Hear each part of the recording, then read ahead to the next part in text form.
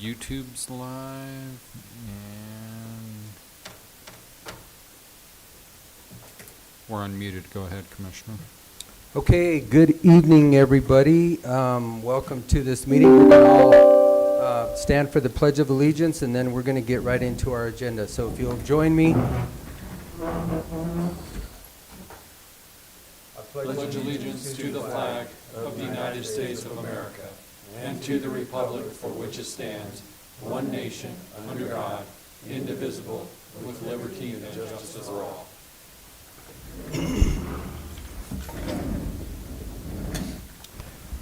Okay, like I said, welcome. It's good to see all of the trustees and the staff from Dolores tonight.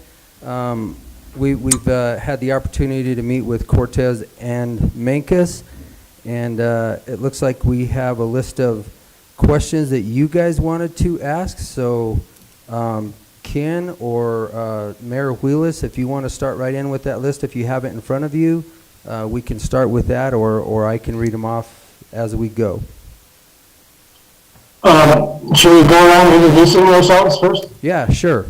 Yeah, so Ken Charles, I'm the interim town manager for Dolores.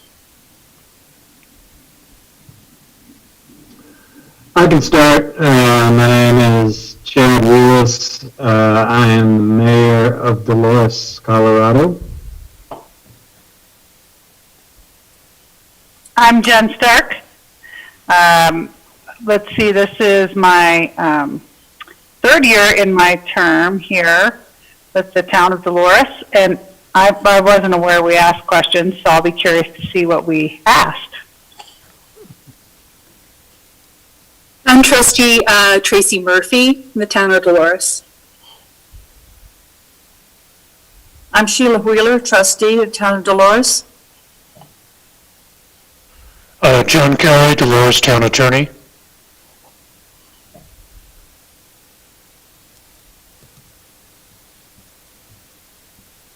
Okay, we have Dave. There's Dave. And I'm the building official for the town of Dolores, David Dowdy. And our attorney. Yep, I'm here, John Baxter. Okay, I am Jim Candelaria, the chairman of the BOCC, and to my left. Joel Stevenson. And I'm Kent Lindsay. And I'm Shak Powers, Montezuma County Administrator. Shak, we have one more board member that just came on. Melissa, can you pop on and introduce yourself?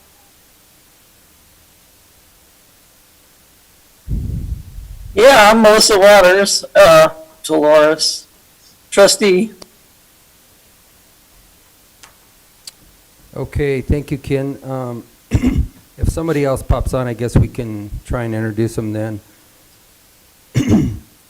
Actually, I attend most of your meetings on Monday nights, and I do remember that Ken asked us questions of to the trustees of what you guys wanted to talk to us about.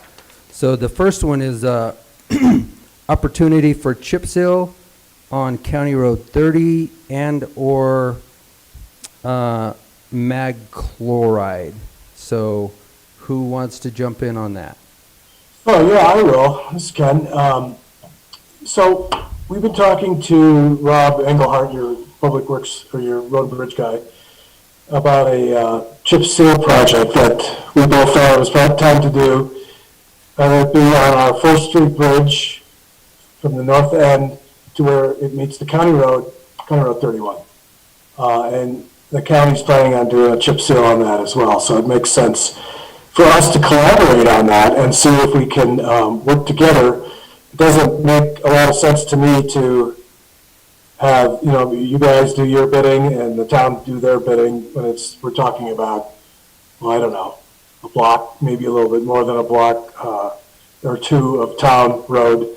So I was hoping we could have a little discussion about how you guys might think about that. We're open to suggestions. And then the other one was mag chloride. We might be doing some mag chloride work this year. And we thought, are you open to including this in your bid for oil and chips? So I'll just throw that open to you.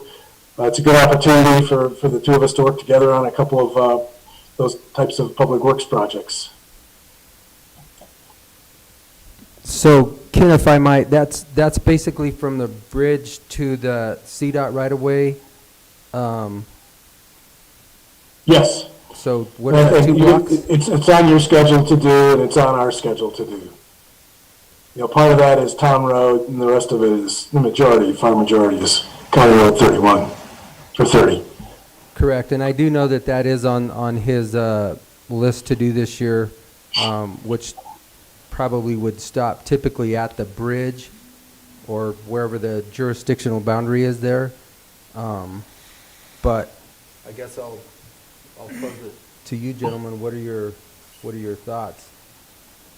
I think it would be a good collaboration between the town and us to work together. It's only a block and a half there, and there's no sense making 2 jobs out of something that's that small. I don't know. Yeah, Rob got to have it in his budget.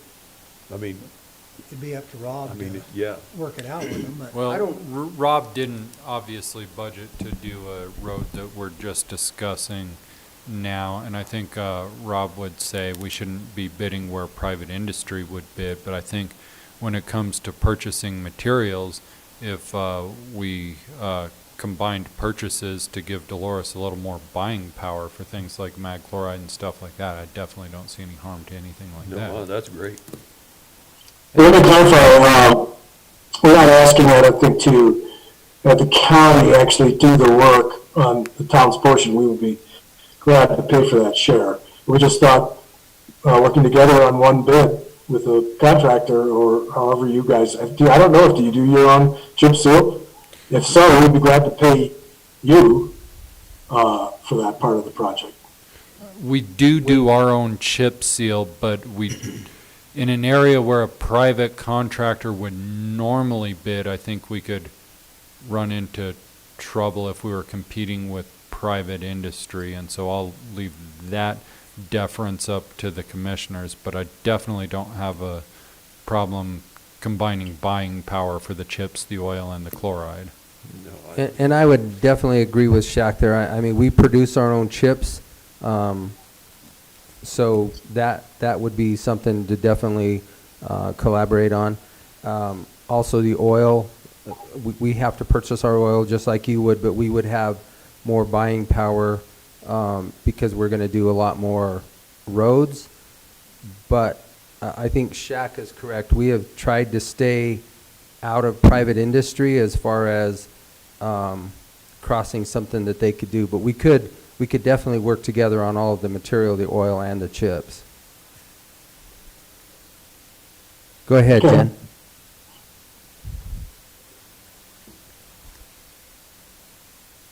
So one of the concerns when talking to Randy about the mag chloride, if you all could give us some ideas around that, is distribution. He's concerned he does not have the equipment, the appropriate truck to distribute the chloride. So I would be curious to hear from you all some problem-solving ways or ideas, collaborative ideas around that. And again, it's just to sort of mitigate the dust that is happening when we go down past the town shop and not really anywhere else in town for that road. What are you all feeling about that in terms of we do not have the equipment? We could certainly purchase and pay for time, but how are you guys feeling about that?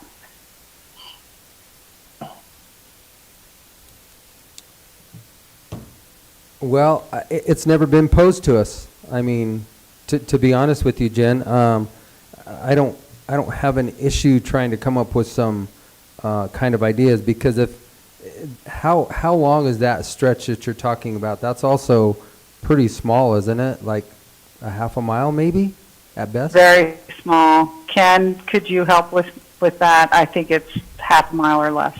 Yeah, it's at least a half mile, but, and we would be glad to, who's that? And definitely, you know, we have the ability to buy it and we store it, so let us get back to you on that, and let us get with our road and bridge supervisor and see where we can go, because if you guys have it prepped and ready, I mean, to come in to spray it is probably not going to be a critical issue, since you don't have that. But, you know, something that we have to be very cautious with is stepping onto private industry and what they do and do not do. So we're very cautious of that. Completely understand and appreciate the consideration. You said somebody else had their hand raised? Whoever the phone number was at area code 520 had their hand up, but they do not now. Okay. All right. We'll do some more checking, and Ken, we'll get back to you on that. Thank you. For sure. The next one that I have on your list was the Salterway EA. Yeah, I think this is just a general discussion, maybe to share how we think we're approaching it, and just to hear a little bit from you what your approach is and what some of your concerns and our concerns might be. Certainly, you know, the outdoor recreation impacts are important to us, so that will be something we'll be commenting on. So the town plans on, as the town, making comments to the EA, and one of those is recreational impacts. We're wondering if anybody's thought about wildlife impacts. Would it affect big game as well as non-game? And also the truck traffic. I don't know if you have internally talked about whether or not you're worried about any truck damage. They're saying, we asked what sort of traffic they might generate, and this is a 7-8 year project. 10 to 12 trips a day, trucks coming down. So it's just, we'll probably make some comments along those lines, but obviously County Road 31 is going to be heavily used. So that, and I would also throw it open to other trustees. I know there's a lot of thinking going on in that regard. So if you have some comments you want to share with the commissioners, please do. Go ahead, Jen.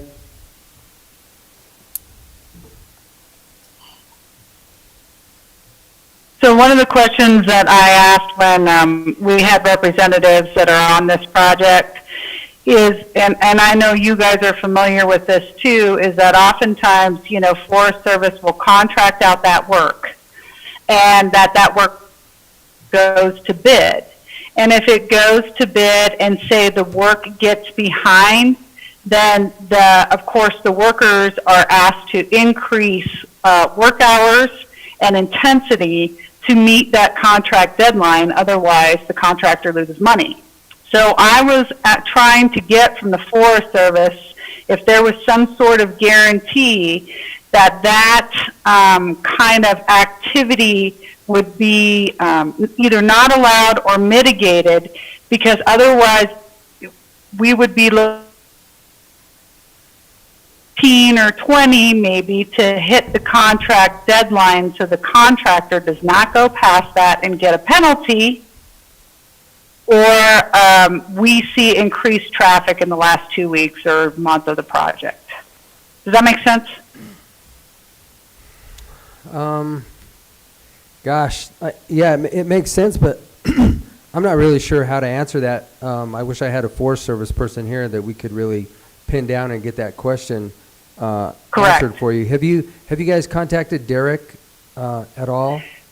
Well, I just thought I would maybe collectively put it in front of the board, and I'll work with Derek on that. But, you know, when we put that question in front of him, he didn't really have an answer. What I'd like to do is maybe have the town letter say what kind of mitigating actions could Forest Service do if this entity goes past their contract. Do you see what I'm saying?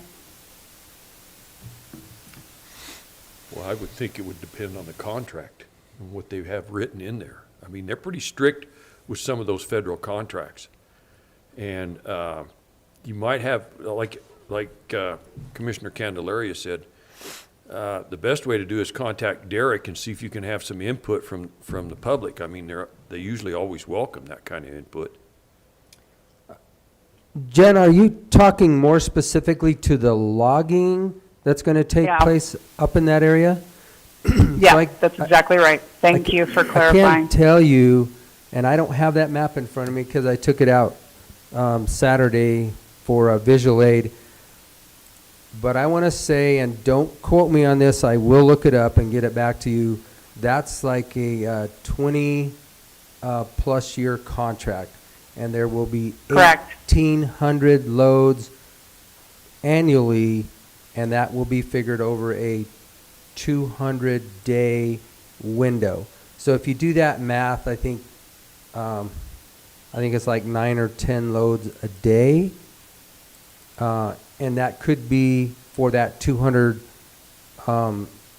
days within the year. So, we're looking at a long period of time there of that Dolores Norwood Road getting impacted, along with more Montezuma County roads on the west end out by Road 16 and I think it's 16 and C or CC out there. The same amount of loads coming off of there. So I really, the only thing that I can tell you is most of those loggers start very early and they're probably done, sometime early evening. But that's all I can say. I can't tell you as far as speaking for the Forest Service, the hours Sure. of operation. Sure. As an example, so when we did a water project and the contractors went past that contract period, the town, and it wasn't Dolores, but the town was able to fine the contractor $5,000 a day for each day they went past that contract, and it helped recoup that money so that the town could fix the necessary impacts that happened beyond that 20-year contract period. That's an example that I'm putting out there. Correct. So you're talking liquidated damages within the contract from the Forest Service to the contractors. Correct. Yep. That, again, is going to have to really be a question for Derek to answer because we can't answer that. Correct. But what I was saying is that might be a comment that's included in both letters as an area of concern, I guess I'm saying. Okay. Sheila, I think you had some points you might want to bring up.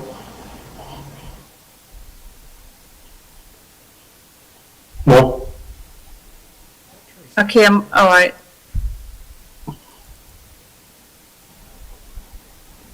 You Can't hear you. I believe.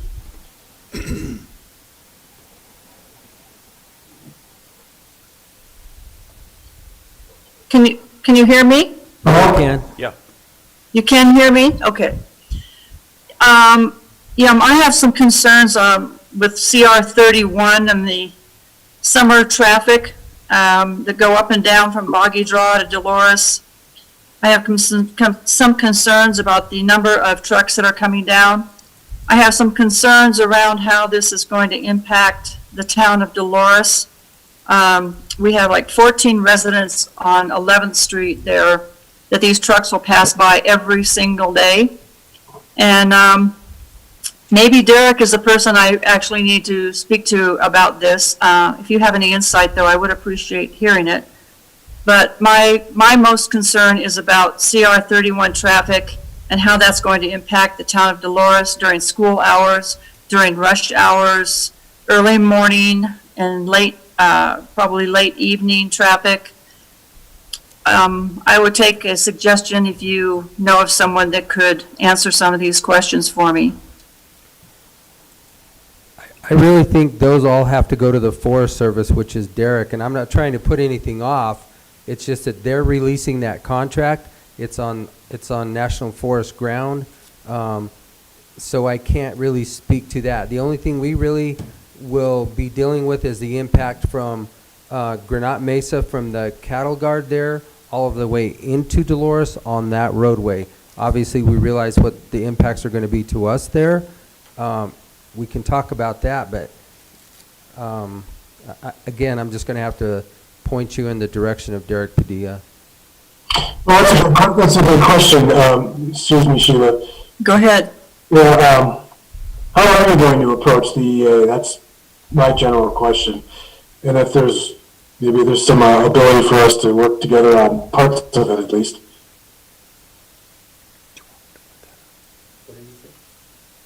He's I mean, you trying to mentioned get the road impacts on County Road 31. Is that something you're going to comment back to the Forest Service about? And have you figured out how you might do that? Well, there was a resolution signed approximately 3 years ago prior when this logging industry came in. It's pre-me, so it's something that I read and looked at. There is a resolution that was submitted, and it gives those logging trucks up to 97,000 pounds, and I'm trying to find it here on our website. So, yeah, we'll definitely, put it in there. It's just a matter of how we'll go about, mitigating it with the Forest Service, and I can't answer that either, Ken. But we do realize that there will be a significant impact. Shak just pulled up the areas of the logging and the impact of the loads per year. If you guys can take a snapshot, if not, we can email that over to you and you can distribute it, Ken. But you can see on the Dolores Norwood Road that there's 1,800 coming out of there, which definitely is going to impact County Road 31. Okay. So the issue of use of Jake brakes, I mean, the town has an ordinance that we have the model traffic code that we've adopted that addresses that. But I was wondering if we might be able to work with you guys on this as well, because let's face it, I mean, the top part of 31 where the S turns start, I mean, if they start using the Jake brake up there, it'll be something that impacts everybody in the town of Dolores. So I just throw that out to you, how we might work together on that. The Well, safety of it, they're gonna have to use them Jake brakes coming off that hill. So every vehicle that is manufactured and made right now are manufactured with an engine brake. And the purpose of that is obviously for safety, because they can't just use brakes coming off of any hill or any incline of that percentage. So to take away a safety feature is probably not something that I want to do, and I'm speaking just for myself here. They do have to be muffled or have mufflers on them so that the sound is below the decibel reading that's approved by the manufacturer. So as long as nothing is altered, it really is a safety issue of the vehicle manufacturer. I don't know. I mean, I'm open to listen to suggestions, but what are you thinking?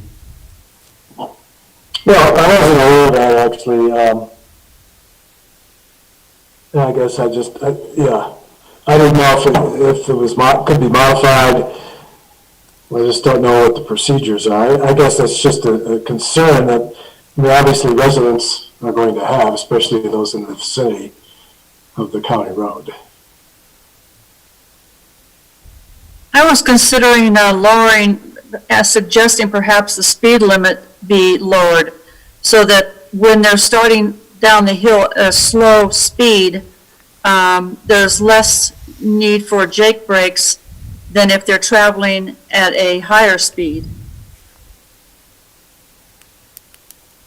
It's, Sheila, it's not necessarily the speed. Obviously, speed will help, but it's the percentage of grade that you're coming off of the hill. The resolution is in front of you right now, and it was signed back in 2018 resolution number 2, and that gives them the capability of hauling 97,000 pounds, which is 17,000 pounds heavier to help the industry out than what you would have on secondary roads, which is allowable by the FMCSA, the Federal Motor Carriers Act. So I look at it as a safety issue, and I would hate to take away a safety issue.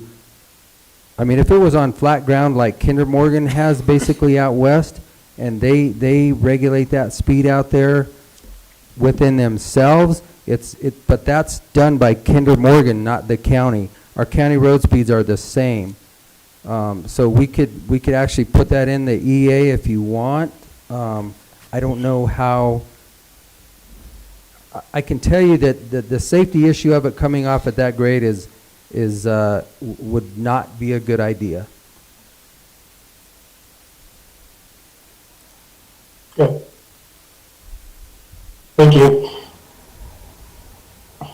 I think it's just important for the two local governments to at least keep in communication on the EA and sort of share what we're planning on submitting to the Forest Service. Okay. And I'd like to submit that probably our best point of contact for that will be Mr. James Dietrich. Oh, yeah. Can't hear you. James Dietrich would be our best point of contact here within the county. He will definitely, our natural resource director, be submitting all of our responses together to the Forest Service. So if you have something, Ken, or any of the trustees, just send it forward. Okay, thanks. And as far as lodging tax goes, that was a question. I just wanted sort of an update if you know the status of the county lodging tax and how that, what plans there are to distribute those funds.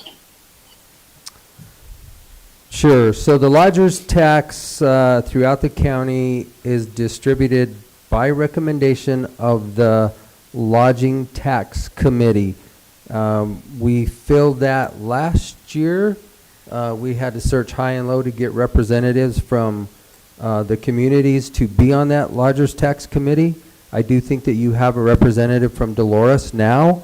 So that when that group meets, they take the funds that are received, and then they will split it depending on the requests that they get.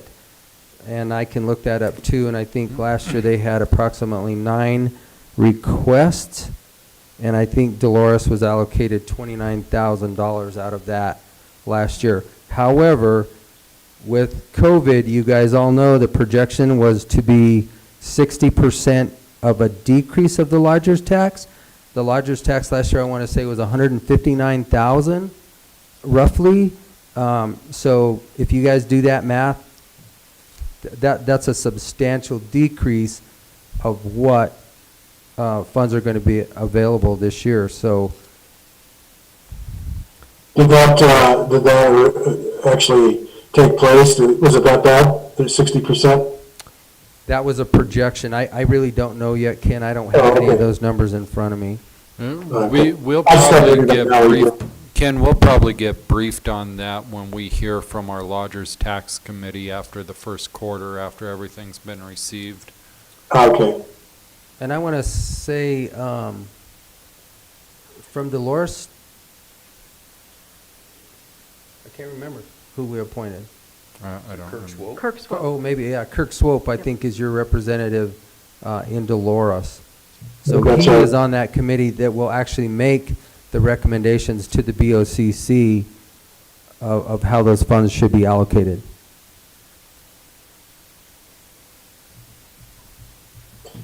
All right. The other, next item we wanted to talk about a little bit, just catch each other up on a trail plan for the pedestrian and bike trail from the town of Dolores, sort of trying to get around a lot of the County Road 31, and now with the pending lumber project coming down, it's probably even more important And I don't know if you've been in contact with the Cycling Association or not, but, I think come springtime, that project will move forward on the town property, getting it up to County Road 31. We're really hoping that they can acquire the necessary private easements to take it up to, what is it, V.2 road.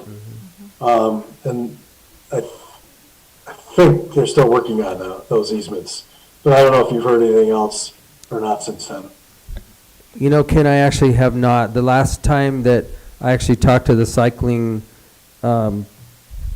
people, you were on that same walk with us. We definitely are in favor of it, with working with the town, taking it from there up to V2. And so whatever the county can do, the road department, the road and bridge is on board with it. We're behind it. It's just a matter of when they can get in there and get all of their clearances completed and then start the actual trail. But we are definitely behind it. I think it'll be great for the community, specifically your community, but the whole county. And I think it'll be something positive and good, and we're definitely behind it, and we'll follow it through to help on our side and the county side of whatever we have to do. Thank you. I don't know if the trustees have any questions about that project or not.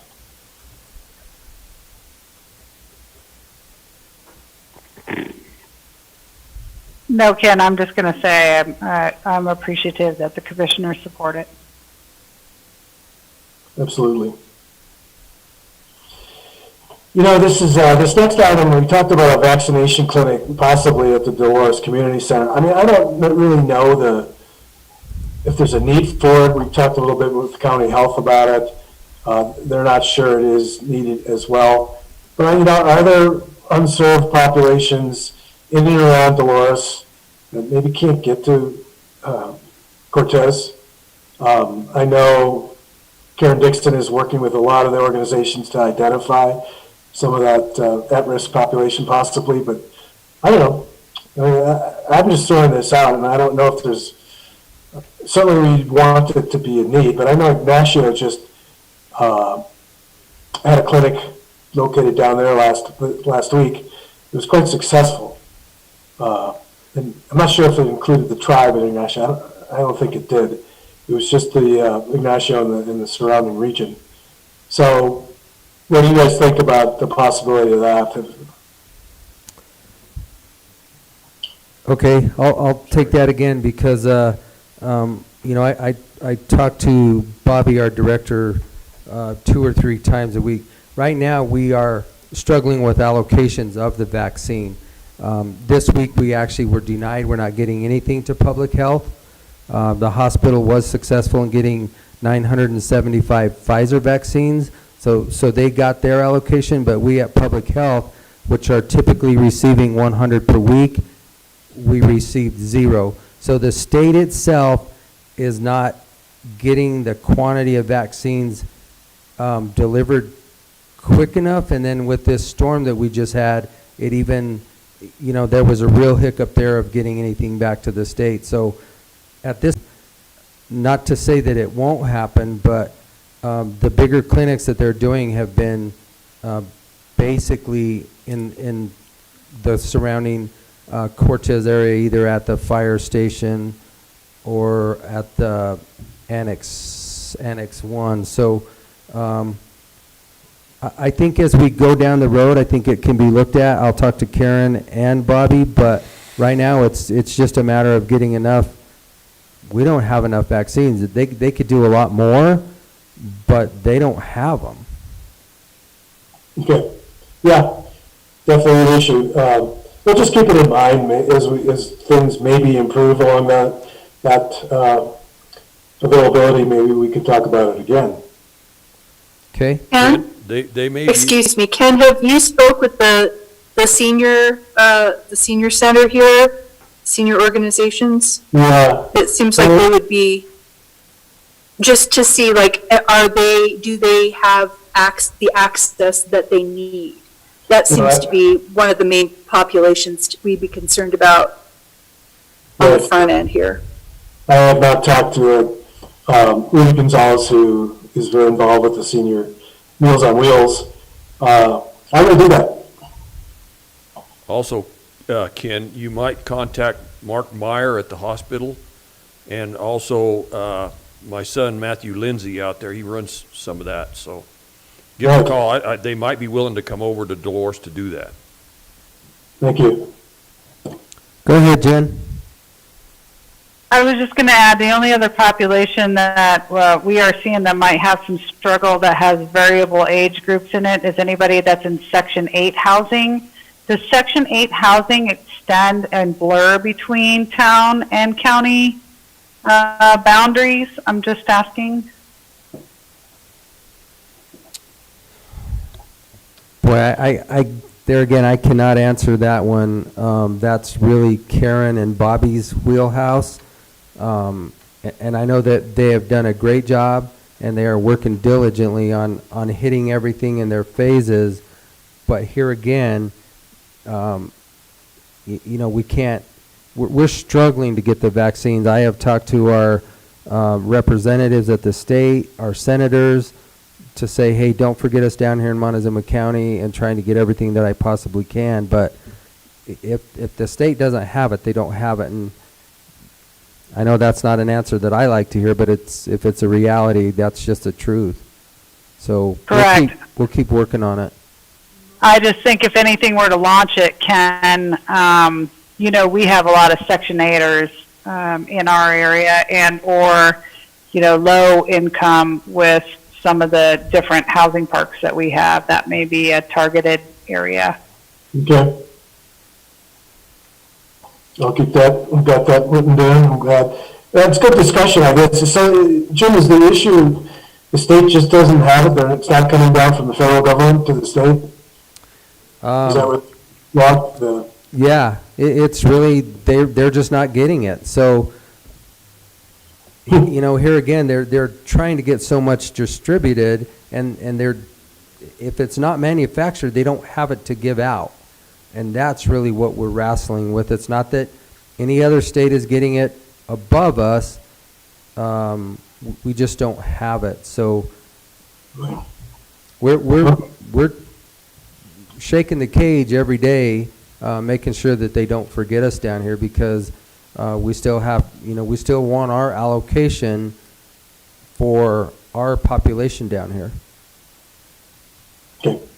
And then you mentioned the tribe too. I think maybe their public health is also, they have to put their request in just like ours does, Access does, Southwest Memorial does, and then some get it and some don't. This week, our public health department did not receive any vaccines. Okay.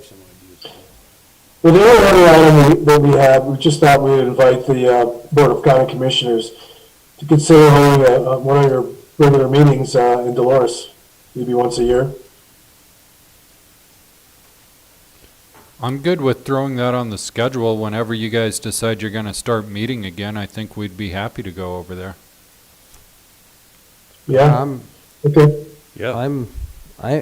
Doesn't matter where we meet. You know, anywhere in Montezuma County we can meet, because it's definitely our county. So, yeah, you bet. If you guys want to have us over sometime, pick a date and just get with Shak, and we'll. It's a Tuesday. We have our meetings on Tuesdays, so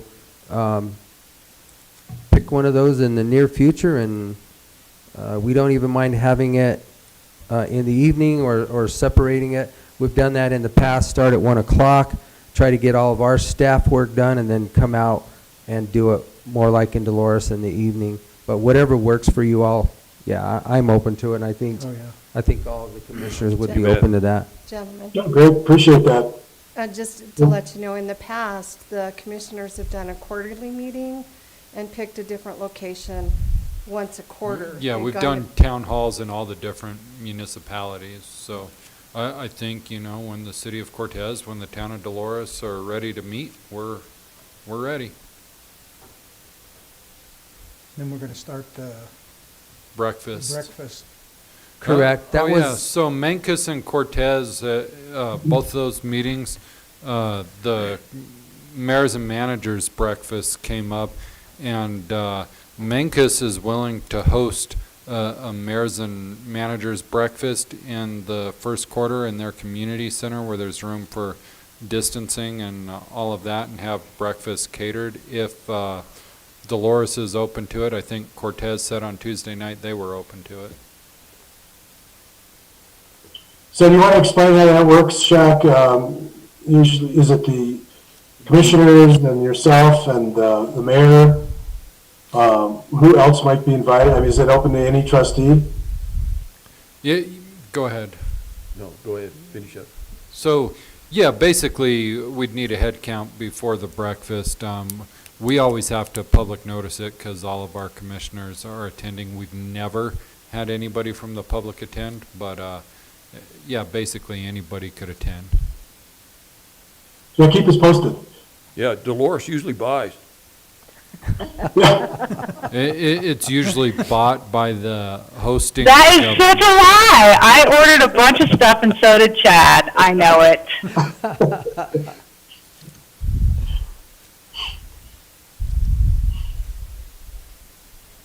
Yeah, I'm glad. Hopefully, we'll be able to start doing that again. I think it's Okay, I'll useful. reach out to Heather, let her know it's a go. She can set up the first one, and we can get together and have breakfast. And you know, Ken, if you just shoot me your debit card number and the PIN number, we'll get everything squared away.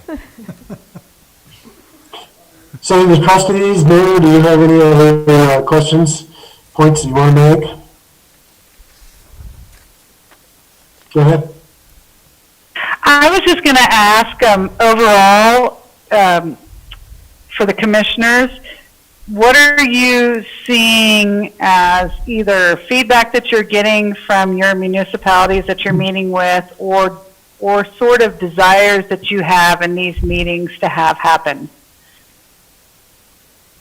well, from Mencos, our first meeting that we held a couple weeks ago, one of their larger concerns that they had was working with CDOT through our Southwest TPR meetings. They're in the process of working on a bridge, and I want to say that Ken was at our last TPR meeting last Thursday, and you know, I also asked Matt Morrow with CDOT to keep us in tune with what's going on, because Dolores is also going to have a project going through your town on Highway 145 as it goes up the river. That was one of their biggest concerns, is being able to have some kind of representation on the TPR. And I know that Ken goes to those meetings also, so you do have representation there, but if you need to go through me to get through those guys also, I'm actually the vice chair of that TPR now.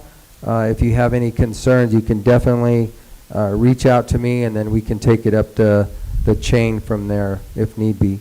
That was one of the issues in Mencos, so I guess I'll wait to hear from you all. We can discuss anything at these meetings, but we'll pick one topic that we can discuss and go from there. You know, coming into Dolores, we might want to talk about, you know, the trail at County Road 31 and how is it going to progress, or how do we see it proceeding. But I think it's really open to whatever the topic is, and if you're hosting it, you can pick that topic, and that's what we'll be prepared for. There's definitely more liberty when you buy.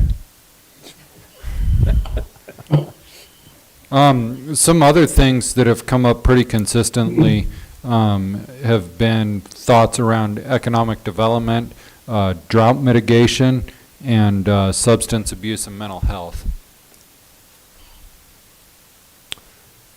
I think we're all going to face, you know, the economic development challenge of what's happened in the past year. So ideas, thoughts that we can all put our heads together is probably a pretty big issue.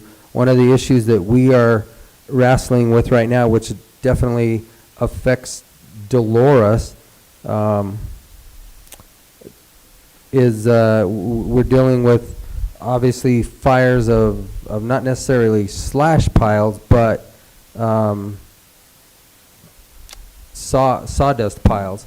So aspen wallwood we're kind of in the conversation now with the fire chiefs and with the mills to see how we're going to take care of this so that we can not have this happen again, or reduce the possibility of it happening again.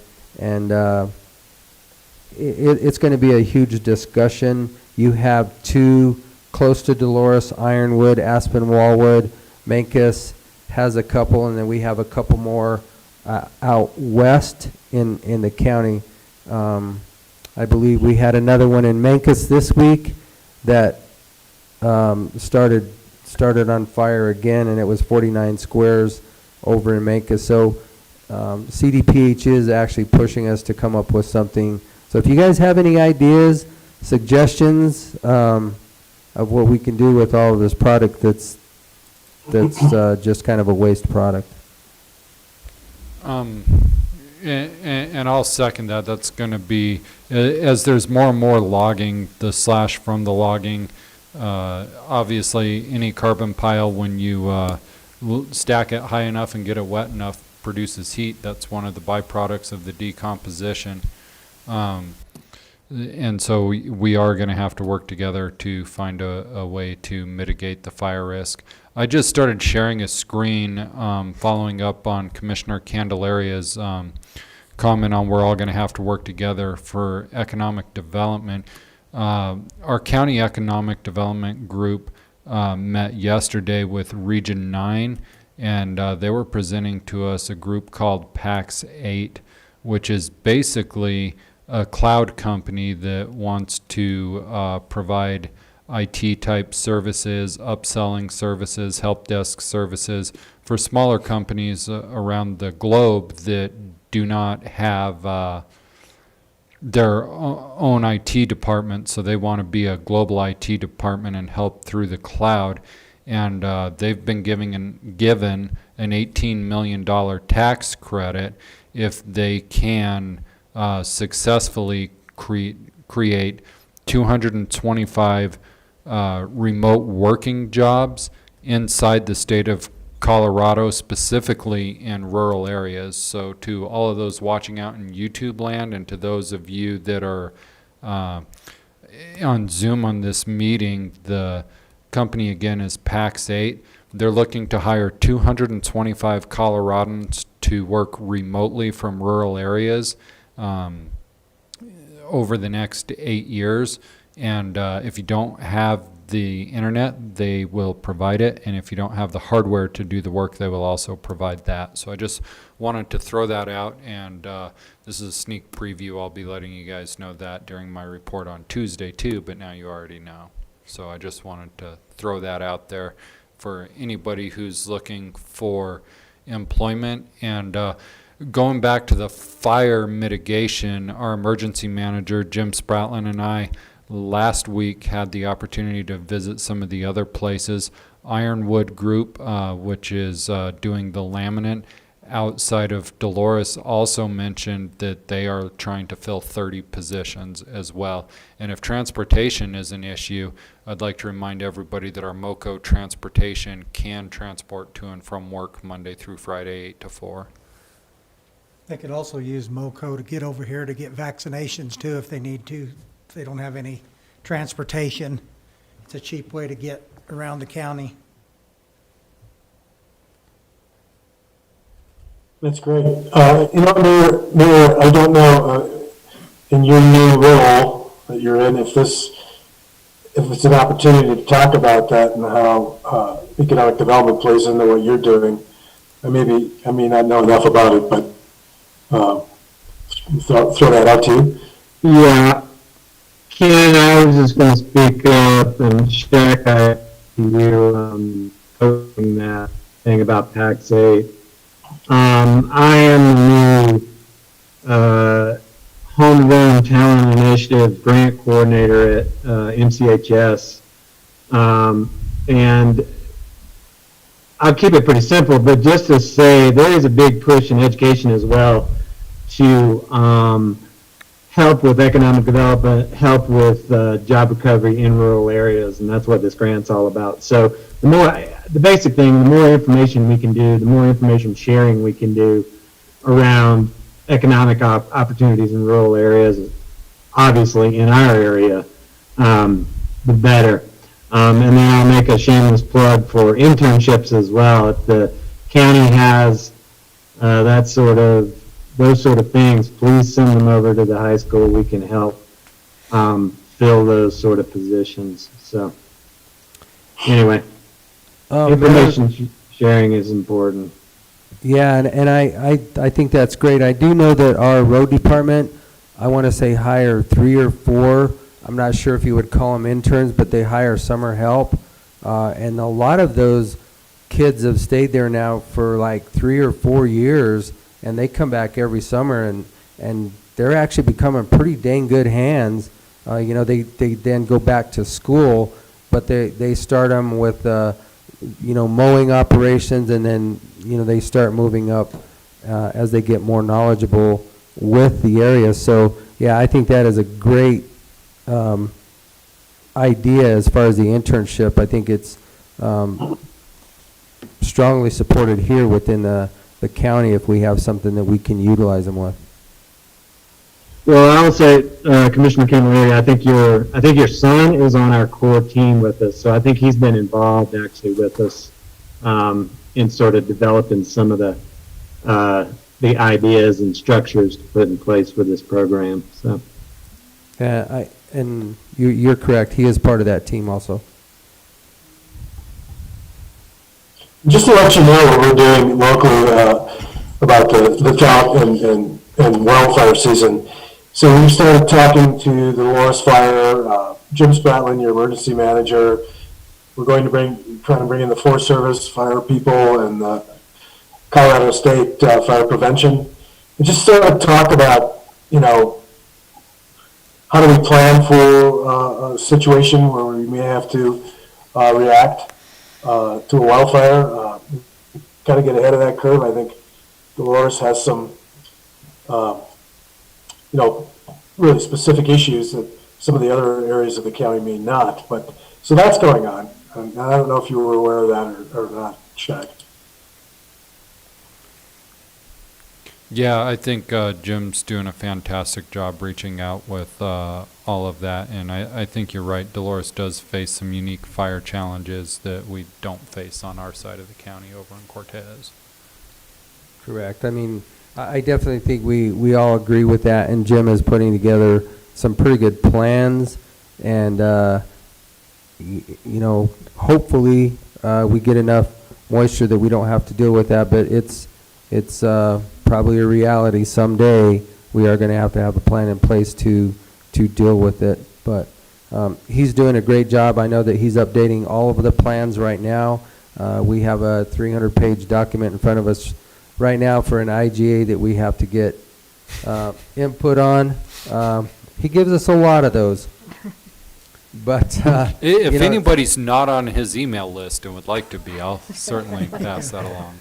You know, it's critical that we have this planning in place so that we know how to deal with it within the county, and, you know, to work with you all also as we set up our EOCs and what's going on throughout the county. So, Okay.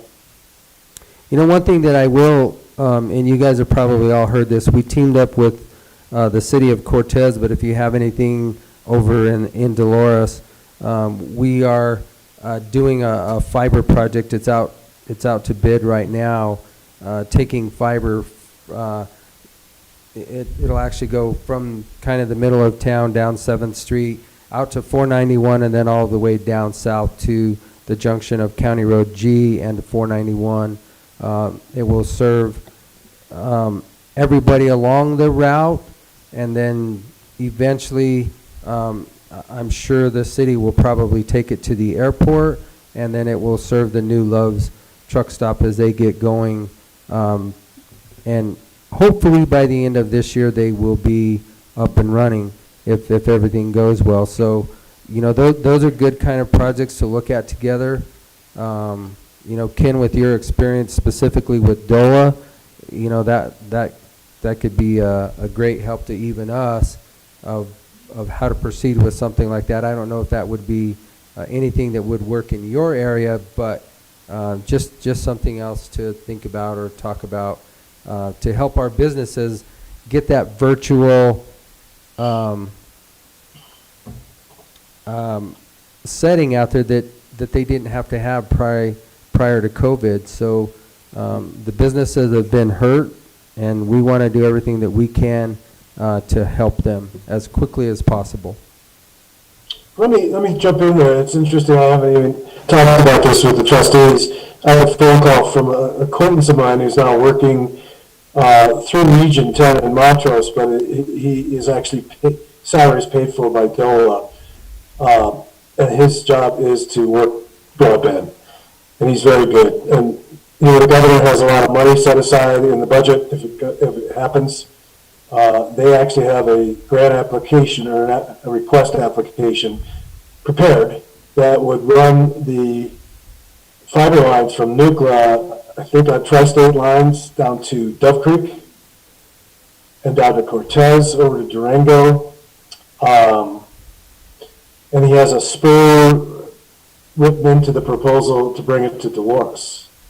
So that would be an amazing project if it were to happen, because really simply it builds the middle mile. So what prevents internet service providers to providing service to low populated areas is the cost of that middle mile. But once that's constructed, you know, they can tap into it, any internet service provider. And if that were to happen, that would change the game a lot. So I don't know if you've heard about that or not, but it's out there. I think that was part of the $6.2 million set aside money from the Department of Agriculture, right? USDA. USDA? Yeah. And that became available like a couple of months ago, but it is for working with that. So yes, we are aware of it, and we definitely know about it. Actually, Jim, this proposal I just described is $40 million in the. Oh, wow, okay, definitely. The budget that they're talking about, the set aside in the state budget is $180 million, I think he told me, so this is a big project. That's a good chunk of the 180 million. Yeah, but you know, we're also one of the most unserved areas in the state, so that's how they're putting it together.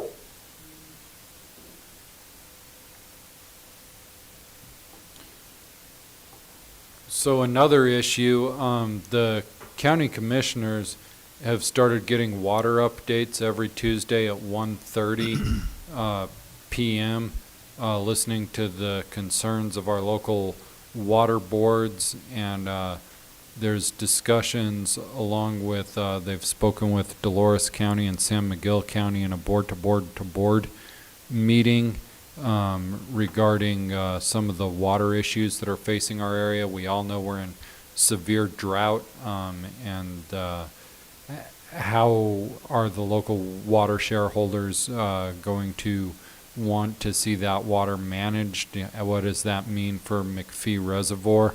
I would encourage participation from the town of Dolores. I would be happy to send the Zoom link or to have you guys come here and have your voices heard. I don't think that water is going to become any less of an issue in the near future.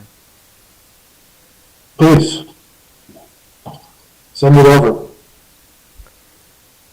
And we're trying to condense those into just an hour or an hour and 15 minutes in the afternoon, and we're just talking specifically about water. So yeah, definitely an invite to all of you just to listen in or give us, you know, part of your thoughts and ideas also.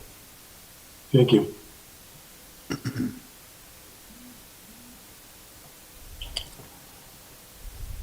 That's everything that I have on the list that you provided to us, Ken. Commissioners, do you have any? No, I really don't. I mean, it's just I'm glad to put faces to names. Good to see y'all. I think anything we can do to work together, we're all one big community and we need to work together. Thank you. We actually have Susan here in the audience too from Dolores Chambers, so I'm going to let her have a few minutes here also. Go ahead. Thank you, Commissioners. Going back to the lodger's tax, it is a concern for the Chamber of Commerce just because we utilize that money to run the visitor centers both in Mancos and Dolores. So when we hear about a 60% reduction in the amount of funding coming in, it is pretty alarming, the fact that, and we probably won't know until after we actually open up the visitor center if we're going to get funding and how much we're going to get. So I would like to ask the commissioners to consider raising the lodger's tax percentage. It's currently at 1.9%, and I know that you've discussed this in the past. We've been talking with Mesa Verde along with the Tri-Chambers in seeing if that could happen, if we can get it on the November ballot for 2021 to raise it from 1.9%, maybe 2 more percent. And what that would do is that would give a buffer for years like 2020 that happened, where there can be an amount set aside and kept for those bad years, and also be able to secure where we know that we can have funding and help more tourism and get heads and beds, because more funding to Mesa Verde Country will help with outbound marketing. More funding to the tourist center will help us be able to provide more events and sponsor more activities to bring more people in, and also to mail out things a lot more than we do. So there can be win-win for everybody. And the good thing about the lodger's tax is the residents themselves aren't paying for this tax. It's the visitors that come in. And are they really going to notice another $2 on their bill? Probably not. And I think it's also a win-win for the lodgers. The lodgers themselves are collecting it, but they're not necessarily paying for it. But by collecting it, it again gives more marketing opportunity to get more people into town, which then will have a positive effect. So if you can't get it on the ballot for 2021, the next opportunity will not be until 2023. So just for your consideration. Thank you. Okay, and I'm gonna go to our attorney for that. I think that right now, correct me if I'm wrong, John, but that cap is 2% and we're at 1.9, right? Well, so Durango has 3% currently. They're looking to jump it up to 5%. Right. So, I don't think we'll be competing with Durango or losing business to Durango or Telluride or anything like that. So. And Jim, I don't know if there's a statutory cap. I don't remember. I haven't looked at that statute in a while, but I can try to find it right now, or if not, I'll let you know. Okay, because I think this came up in conversation a year ago, and I want Yeah. to say that 2% is all we had, and that was as high as we could go, unless obviously it would have to go back out to a vote because it is an increase in a tax. Mm-hmm. But it's definitely something that we could talk about. That does sound accurate, but again, I haven't looked at it in a while, and Jim, your memory is better than mine, that it's possible the statute either capped it at 2% or that's what the voters approved, and if we want to go higher, we've got to put it out to a vote. Okay, we can Yep. definitely look at it, and like I said, I have to defer that to the attorneys because I can't remember for sure. I want to say that cap that we have right now was at the 2% though.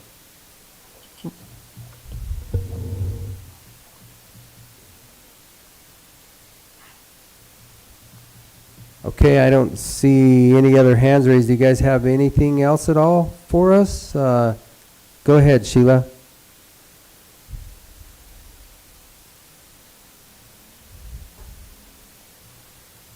You're still muted. There you go. Okay. It says mute over here. Anyway, Commissioner Candelaria, I just needed a clarification on something that was in the January 24th Journal. It was when they were discussing the historic map that you were wanting to be revised in some ways.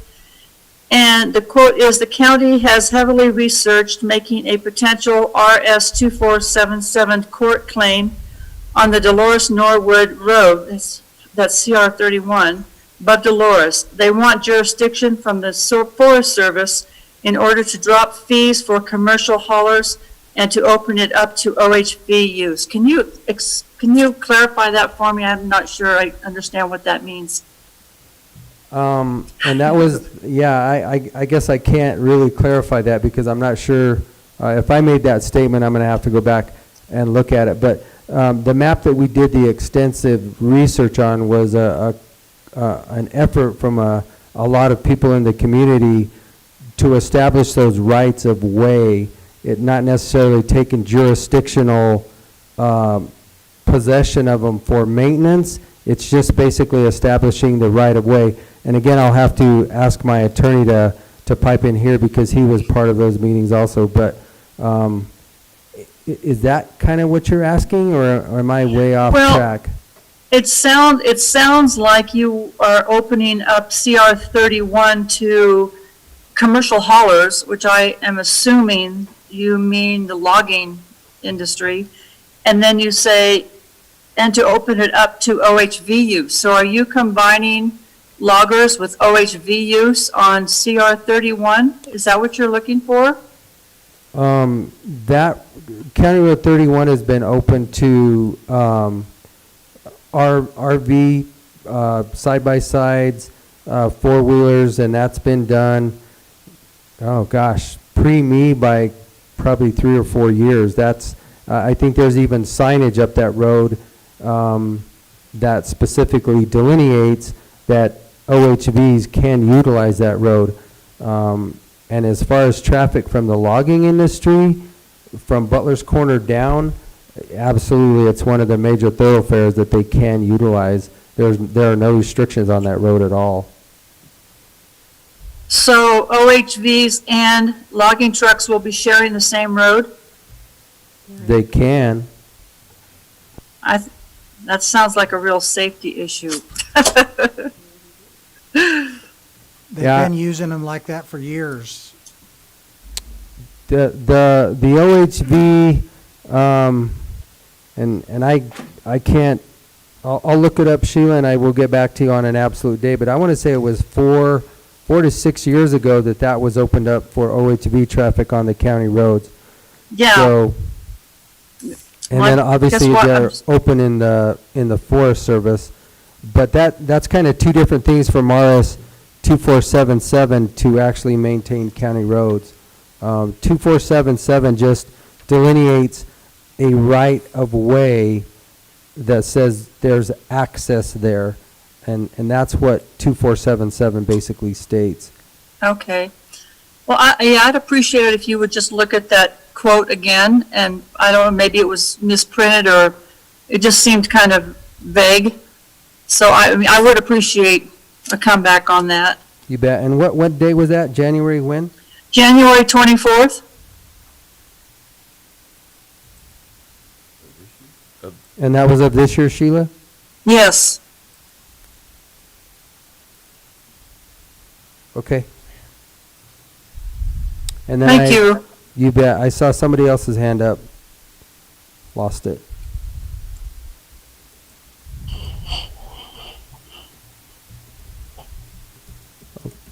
Okay. All right. You look like you're ready, Jen. So. God, do you know me or what? I saw the hand pull the mic down and the smile, so I'm assuming that you. Hey, I brushed my teeth for you all. I just want to let you know it's a special night. I just wanted to close out by hearing, I mean, you know, Candelaria, what the last meeting was like, and you know I'm pretty sour on that deal, and I really had to reset for this one. So I just wanted to ask from each commissioner before we go, what is one sort of capstone goal for each of you this year to try to do, either for your county or for the people in your county or for projects? I would just be interested in hearing so I could reset myself. Well, I guess I will go first. You know, last year was pretty much occupied with COVID. It has taken so much of our time from dealing with now vaccines to the dial to meeting weekly with the governor's office and staff, which we still do. And we didn't get near as much done as we would have liked to have done.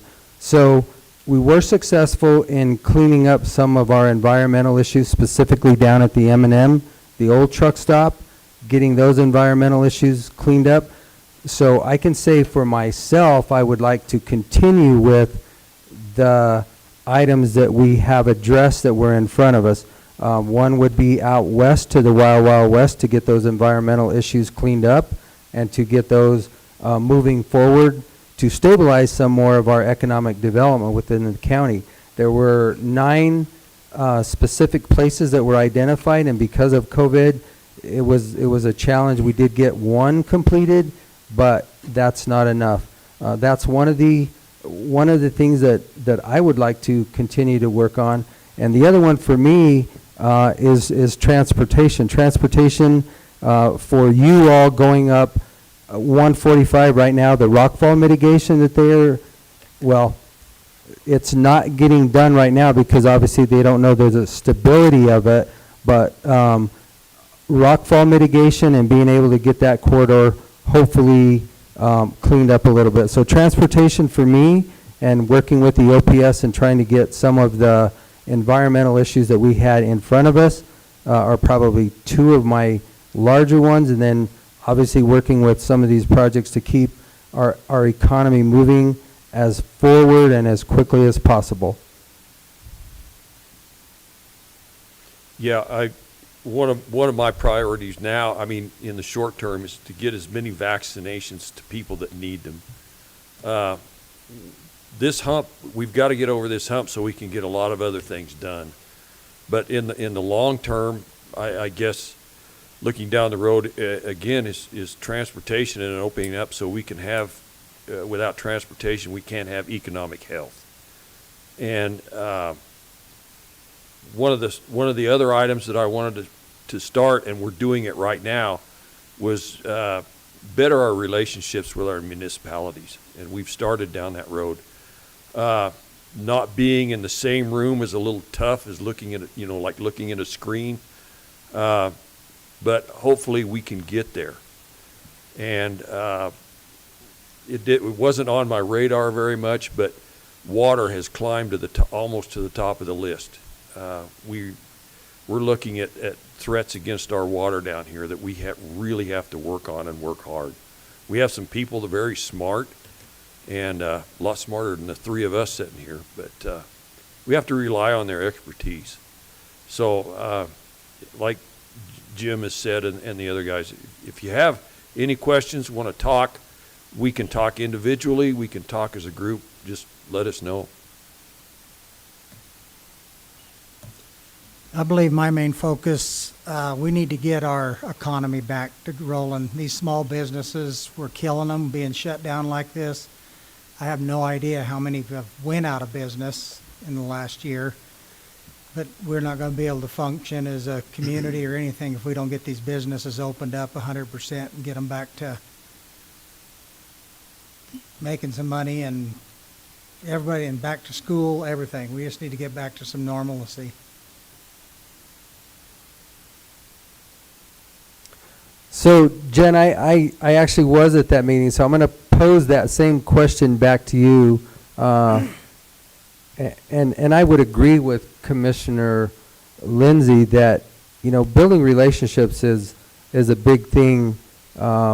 We can agree to disagree at times, but at least to have that open communication, I think, is paramount. So I'm going to pose that question back to you also.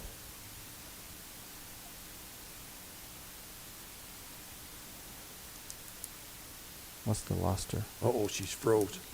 You froze, Jen. At least she's in a smile.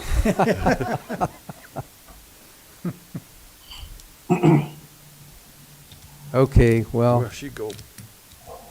maybe she left us. If she's not there, she's probably somewhere else. For any of you, if you want to ask or answer that question. I mean, I'm very thankful that you're all here tonight and opening up this dialogue so that we can move. There she is. Nope.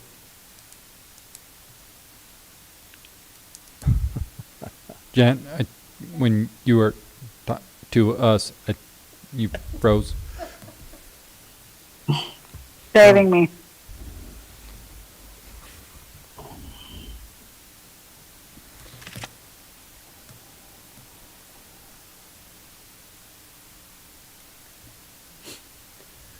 I think she's froze again. Yeah. Well, Rural telecommunications at its best. go ahead, Tracy. While Jen is figuring out her IT situation, I think speaking for myself, one of my big priorities is to see the completion of our land use code revisions. Our Planning and Zoning Commission is working incredibly hard to provide a thoughtful revision of that. And I know that's one of my priorities, to be engaged and assist our Planning and Zoning Commission to the best of my ability moving forward. Now that we have some of our other projects completed, like the playground, and so, that's what one of my main goals is. Thank you. And that's a very nice playground also.